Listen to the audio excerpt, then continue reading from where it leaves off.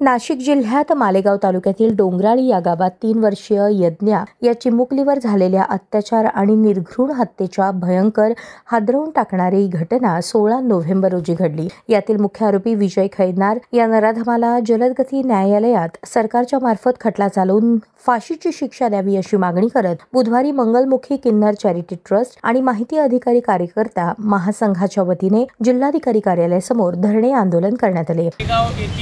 डोंगराळ या गावात झालेल्या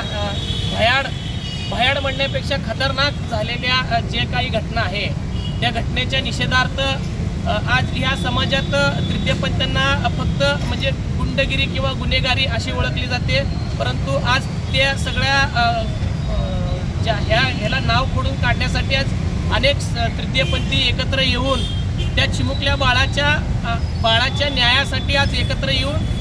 लढत आहेत। माझं सरकारला एकच सांगणं आहे, एक दिवसात नोटबंदी होऊ शकते, एक दिवसात सरकार बदलू शकतो,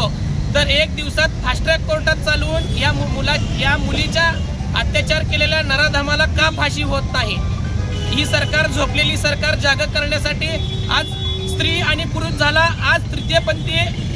रोडवर उतरून त्या नराधमाला फाशीची शिक्षा व्हावी यासाठी एकत्र जमलो। यावेळी तृतीयपंथी रंजिता नाईक, शंकर गायकवाड, शिवा बगले, नरसिंग बिल्ला, सदानंद कोरापाटी, पिंकी बंडगर व सोलापूर शहर माहिती अधिकार कार्यकर्ता महासंघाचे शहराध्यक्ष श्रीकांत कोळी, श्रीशैल बेळमकर, शैलेश बेळमकर, राजेश एकबोटे, मारुती जाधव, महेश परदेशी, सागर मोरे, विनायक हरसुरे, विद्या, प्रीती राठोड आदी उपस्थित होते।